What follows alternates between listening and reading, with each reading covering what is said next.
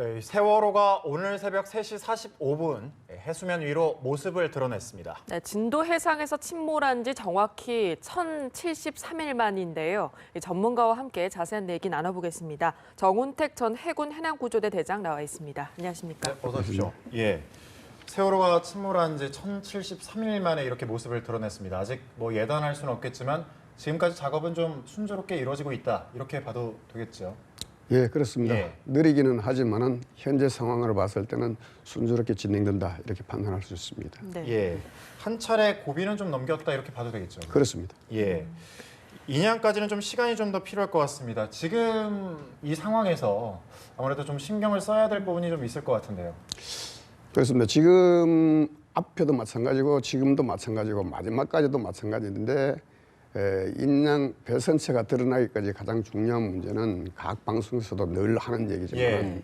선체의 안정을 유지하는 겁니다. 왜냐하면은 크레인으로 인양하면은 그냥 무게 중심이 크레인 그 후크에 다 연결되어 있습니다. 예. 그런데 이런 경우는 좀 특별한 경우죠. 무게 중심이 여러 곳으로 분산되어 있고 그것을 당기는 힘도 여러 곳에서 분산된 상태에서 힘을 줍니다. 그러니까 이 여러 곳의 힘이 공통적으로 가야 된다는 것이 난제죠. 가장 어려운 고난이도입니다. 예. 그래서 시간이 많이 걸리는 이유가 바로 여기 있습니다. 네. 각 여러 곳에서 똑같은 힘을 주기 위해서는 각 기기마다 센서라든가 이런 것을 조정하면서 하기 때문에 시간이 많이 지금 걸리는 거죠. 올리는 방식 자체가 그러면 조금씩 그 균형을 맞추면서 올리고 있느냐 있어서 이렇게 그렇습니다. 시간당 뭐 몇 미터 이런 그래서- 식으로 천천히 올리는 거죠. 그래서 예. 그래서 올리는 자체가 각 센서 힘이 작동하는 부분들이 예. 여러 곳에 있다는 겁니다.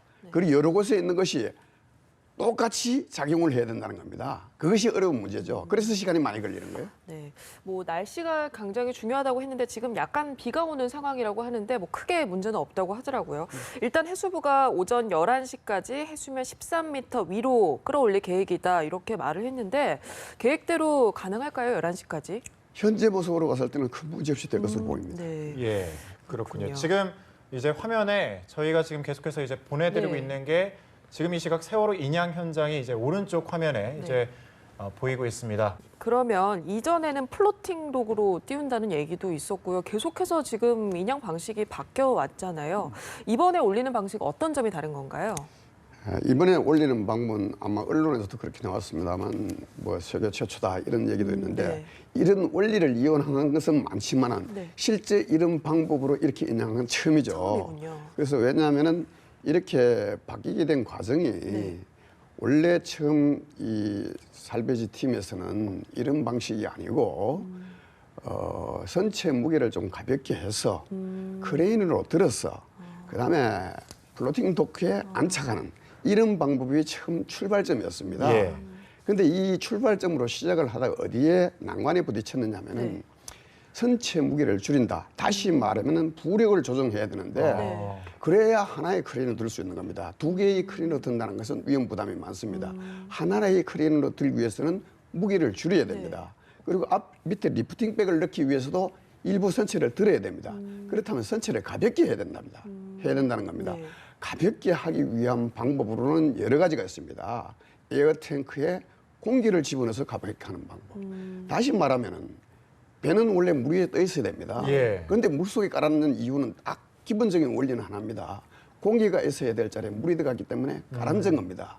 역으로 설명을 하면은 물에 들어간 자리를 공기로 대체하면은 뜬다는 얘기죠. 네. 다시 말하면 무게를 얼마든지 가볍게 할 수 있다는 겁니다. 여기에 착안을 해서 공기 부력을 시도를 했습니다. 그런데 그것이 여의치 않았죠. 네. 왜? 그걸 언제 판단했느냐? 선수 들기를 하면서 판단을 한 겁니다. 자기네들 계획은 이 전체 무게를 8,500톤 정도로 가정하고 5,000톤을 줄여서 한 3,500톤 정도로 해서 적당히 들어서 넣고 선미도 적당히 들어서 넣고 그렇게 하면은 크레인으로 바로 들 수 있다. 어떻게 보면 가장 합리적인 방법이었을 수가 예. 있습니다.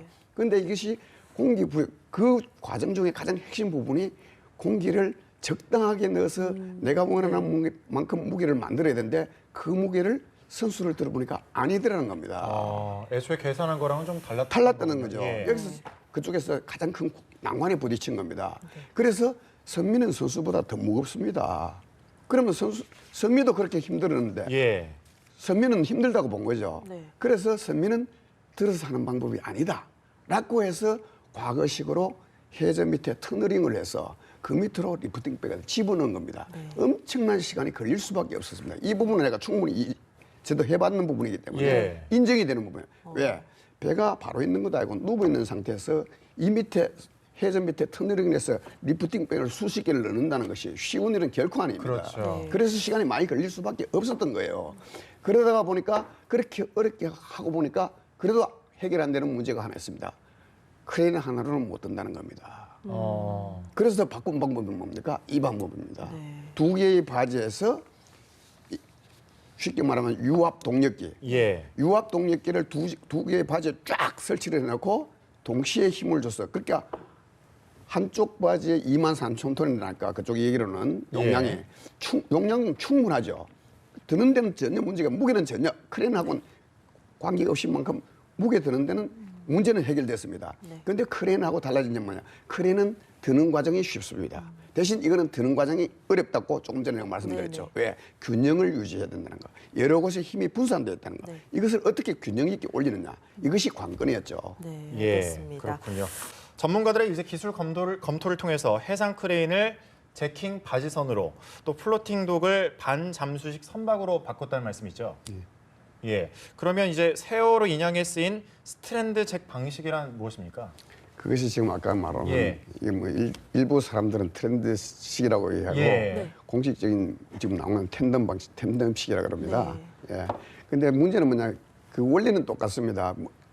우리가 자동차 잡기를 해서 사용하듯이 작은 지렛대 힘을 이용해서 큰 무게를 들지 않습니까? 예. 마찬가지로 지금 이 하는 방법도 양 바지에서 유압 동력기를 위해서 조금씩 힘을 가해서 큰 덩치를 들어 올리는 그런 원리입니다. 그래서 용어는 어떻게 써도 뭐 큰 차이는 없는데 네. 문제는 이것을 올리는 데까지는 아까 말씀드렸지만 용량에 문제는 없다고 보여집니다. 이미 여기까지 왔으니까. 네. 문제는 그 다음 문제인데 원래 계획은 저것을 플로팅 도크에 안착하는 걸로 됐어요. 네. 근데 지금 반잠수식 바지식으로 바뀌었어요. 근데 저는 이것은 보는 사람 시각에 따라 다를 수 있는데 저 예. 같은 경우는 플로팅 도크에 안착하는 데 대해서는 저는 좀 부정적이었습니다.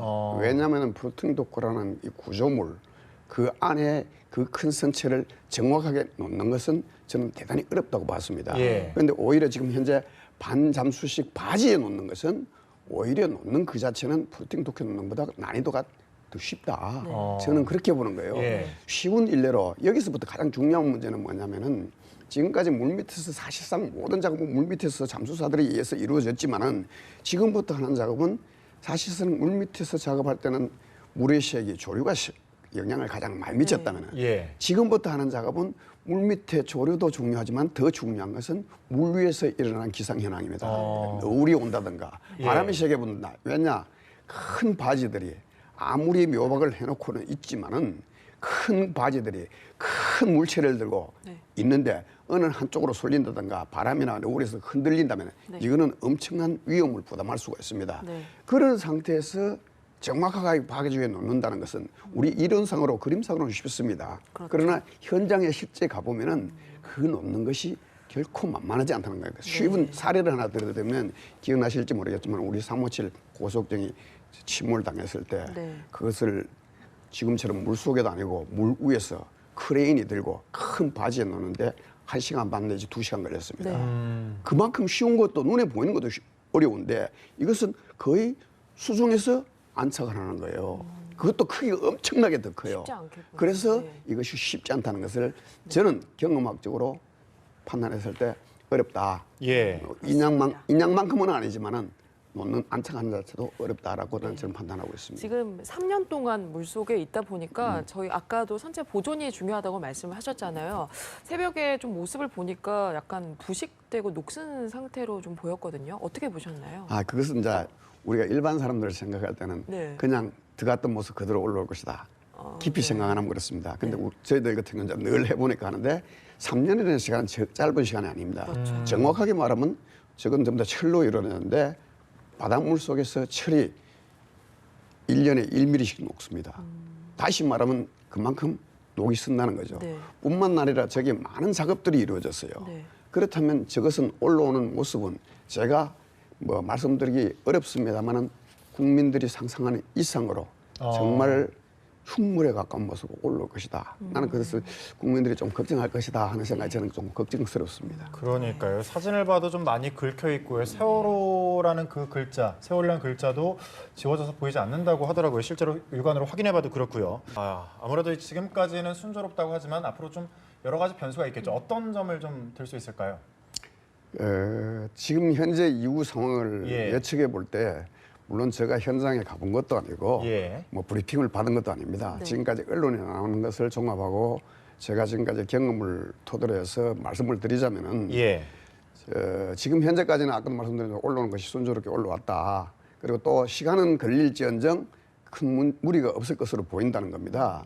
문제는 그 다음 단계인데 그 다음 단계가 아까 내가 말씀을 드렸는가 모르겠습니다만은 저는 이 상태에서 바지가 오는 줄 알았습니다. 사실은 바지가 와서 그냥 내리면 되는 줄 알았습니다. 근데 지금 알고 보니까 그것이 아니고 이 상태에서 바지 쪽으로 간다는 겁니다. 이것을 잡고 예. 그렇다면 두 개의 바지가 세월호를 잡고 바지까지 가야 된다는 거예요. 네. 그럼 다음 작업은 뭐냐? 저 세월호를 완벽하게 바지에 고박을 시키는 거예요. 동료 없이 흔들림 예. 없이 갈 수 있도록 완벽하게 고박해서 아까 방송에 보니까 1km라 그러는데 약 1km 있는 쉽게 말하면 반잠수식 바지 쪽으로 가야 돼요. 네. 거기 갈 때까지 제가 볼 때는 우선 고박을 잘하는 것이 중요하고 네. 갈 때까지 기상이 좋아야 되는 건 중요하고 그다음 하이라이트는 바로 그 상태에서 바지 위에 정확하게 내려놓는 것이 중요합니다. 내려놓고 난 다음에 그다음 또 다시 그 바지에 또 고정 작업을 또 해야 되겠죠. 예. 그런 작업이 또 이루어집니다. 근데 그런 작업은 어떻게 보면 고난이도로 아닌 어렵기는 하지만 그냥 중노동에 가깝고 네. 거기에 놓기까지는 고도의 기술이 필요한 것이라는 겁니다. 네. 여기에 기술도 필요하지만 가장 큰 변수가 이때가 기상이라는 겁니다. 아까도 말씀드렸지만은 이 바지에 안착을 하려고 하는데 계속 위에는 위에대로 움직이고 네. 밑에는 밑에대로 움직인다면은 이거 제대로 안 추는 것이 결코 왜냐하면 저 바지들은 자기 마음대로 자유자재로 움직일 수 있는 동력이 아닙니다. 예. 그렇기 때문에 움직이는데 제한돼 있어요. 어쩔 수 없이 조류나 바람에 너울이 밀릴 수밖에 없어요. 그런 상태에서 제대로 안 추는다는 거 상상해 보면 쉽지 않을 겁니다. 그다음 난관이 아마 안착하는 과정이 좀 힘들겠다. 그 안착이 끝나면은 제가 볼 때는 인양의 단계에서는 가장 어려운 8분응선을 넘었다. 이렇게 이해하시면 되겠습니다. 지금까지도 어려운데 앞으로 그 기상 요건 여러 가지로 봤을 때 안착하는 것까지 보면 좀 어려운 게 아직은 좀 남아 있다는 그렇습니다. 말씀이시군요. 예. 예. 항구 이동까지 시간은 좀 어느 정도로 예측해 볼 수 있을까요? 뭐 예. 방송에서 나오는 거 보면 약 10일, 13일 뭐 이 정도 이렇게 얘기를 하는데 제가 볼 때는 그렇습니다. 87km 산해지 온화투로 움직인다면은 뭐 예. 한 열흘 정도 뭐 20일 정도 걸리는데 그 걸리는 시간은 제가 생각할 때는 걸리는 시간에 아무리 걸려도 괜찮은데 중요한 거는 이동 도중에 날씨가 좋아야 된다. 그 마찬가지의 기상의 변수가 있습니다. 만약에 이동할 수 없을 정도면 예. 어디엔가 또 안전한 항구로 피항을 해야 되겠죠.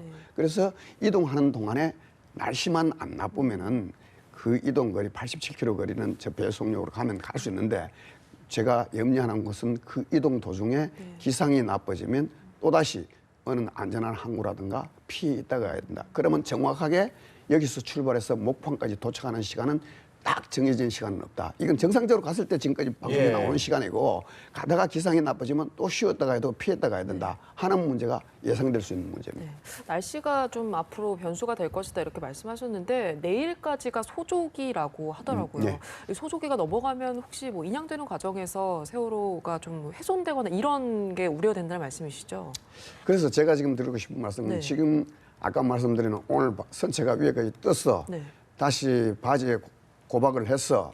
다시 저쪽 바지까지 가는데 또 바지에 내려 안착하는데 네네. 예. 안착해서 다시 고박하는데까지가 그렇죠. 하이라이트인데 그것이 맥시멈 3일 이내 결정이 나야 3일 됩니다. 이내에. 다 해야 됩니다. 네. 그래서 아마 지금 저 현장에 작업하는 사람들도 이런 것을 충분히 고려하고 있을 겁니다. 네. 그래서 소조기가 끝나기 전에 어떻게든지 여기까지는 마무리하겠다라고 생각하고 있을 거예요. 네, 좀 3일 안에 날씨가 제발 좀 좋았으면 좋겠습니다. 예. 이제 목포 신항으로 안전하게 옮겨지면 그 이후에는 가장 먼저 어떤 작업이 이루어집니까? 제가 판단할 때 그렇습니다. 이 인양 작업이 끝나고 난 다음 단계가 네. 원래 우리 구조에 볼 때는 상식적으로는 네. 배수 작업입니다. 네. 예. 물을 빼는 작업이에요. 네. 그것을 바지에 안착해서 배수를 할지 여기 지금 바지에 지금 올려놓고 잡아놓고 배수를 할지 그건 어느 시점에 할지는 모르겠습니다. 어떤 방법으로든지 배수를 하다거나 안에 있는 뻘을 퍼낸다거나 이런 작업은 이루어질 겁니다. 네. 이루어진 다음에 제가 볼 때는 예인이 시작되지 않겠느냐 이렇게 봅니다. 그렇게 봤을 때 예인 끝나고 나서 제일 먼저 할 작업은 실종자 탐색이죠. 그렇죠. 예. 네. 그 미수습자 사실 좀 저희 마음 같아서는 이제 제발 좀 모든 그 그렇죠. 미수습자의 시신을 좀 찾았으면 하는 마음이 드는데 실제로 보시기에는 어떻게 좀 남아 있을 가능성은 어떻다고 보십니까? 제가 이런 질문 예. 받을 때 참 곤혹스러운데요. 그렇겠죠. 물론 참 조심스러운 예. 질문이시고 한데 가장 중요한 것은 일단은 뭐 방금 말했다시피 저도 온 국민이 그런 예. 바람이겠죠. 바람인데 뭐 저는 객관적인 입장으로 어차피 좀 말씀을 드려야 될 부분이기 네. 때문에 말씀을 드리는데 우선 중요한 것은 사실상 우리는 알게 모르게 지금 모든 사람이 저기 인양에 사실 매몰돼 있고 처음부터 선체 인양에만 자꾸 집중되는데 사실 목적은 수습자 그렇죠. 수습이 그렇죠. 최우선 목적이죠. 예. 그것이 본질입니다. 이렇게 인양하는 이유가 뭡니까? 찾으려고 하는 거 아닙니까? 그렇죠. 그것이 목적이라는 거죠. 그게 본질입니다. 그런데 문제는 이 본질을 기본에 두고 처음부터 인양하는 과정에서부터 제가 조사 처음 탐사하는 단계까지 마지막 단계까지 이것은 모든 사람이 이것을 염두에 두고 작업을 해야 되는 겁니다. 사실은 이것이 본질이니까. 그런데 문제는 제가 기억하기로는 그렇습니다. 3년이라는 세월이 흘렀습니다. 그리고 이 과정 중에 여기에 작업에 참여하는 사람들이 정말로 모든 사람들이 마인드를 실종자 탐색이 최우선이다. 예. 수습이 최우선이다 하는 개념을 가지고 지금까지 쭉 작업을 해왔느냐 하는 문제. 이런 문제는 저는 객관적으로 볼 때는 그렇습니다. 지금까지 언론에 나온 것을 보면은 상하이 살배지도 인양 들어가기 전에 제일 먼저 한 것이 실종자 유실을 방지 위한 선체 뭐 봉인이라든가 이런 거는 했습니다. 했고 내가 알고 있기는 2016년도 2월 달에는 더 큰 의미로 200m, 160m, 높이 3m의 펜스까지 잡는 걸 알고 있어요. 그럼 나는 그것도 너무 늦었다고 보는 제 개인적으로는 그것이 이루어지고 작업이 이루어져야 된다. 저는 그렇게 봤습니다. 그런데 좀 늦었지만은 어쨌거나 그는 일련의 절차는 밟았어요. 밟았지만은 제가 바라는 것은 다 있기를 바라지만 제가 염려하는 부분 중에 하나는 네. 3년이라는 세월이 흐르다 보니까 일반 국민들은 좀 그것도 오해하고 그냥 착각을 간과할 수가 있는 부분인데 초기 단계에서는 어떻게 보면 시신이라고 말했었죠, 그죠? 네. 그러니까 거의 우리 몸과 똑같은 모습입니다. 그런데 3년이 흘렀습니다. 그렇다면 변화가 있을 수밖에 없지 않습니까? 다시 말하면은 뭐 우리 모습은 거의 없다고 봐야죠. 좀 정확하게 말하면 유골화 상태라고 예. 봐야 됩니다. 그렇다면 확률적으로 유실될 확률이 훨씬 더 높아졌다는 거죠. 그렇지 않습니까? 네. 우리 몸 하나가 빠져나가는 거하고 우리 부분이 그렇죠. 빠져나가는 예. 다른 문제잖아요. 이런 문제가 제가 염려하는 부분 중에 하나입니다. 게다가 또 알겠습니다. 하나는 예. 알겠습니다. 염려되는 부분은 또 하는 겁니다. 제가 알고 있기는 이 수술을 할 때 295병을 찾아낼 동안에 수십만원 수술을 했어요. 마지막 잠수사가 못 갔거나 더 이상 없어서 종료를 한 거 아닙니까? 그렇다면은 정말 잠수사가 못 가본 부분도 있겠죠. 그 부분을 지금 집중적으로 탐색을 해야죠. 어떤 방법을 찾아야 되는데 제가 볼 때는 예. 그것을 100% 성공한다. 하는 예. 데서 저는 개인적으로는 좀 알겠습니다. 걱정스러운 부분이 많습니다. 그다음 말씀은 2부에 이어서 듣도록 하겠습니다. 예, 온 국민 염원처럼 또 구조대장님 염원처럼 바람처럼 좀 실종자들을 좀 잘 찾았으면 좋겠습니다. 자, 말씀 여기까지 듣겠습니다. 정운택 전 해군 해남구조대 대장이었습니다. 고맙습니다. 감사합니다.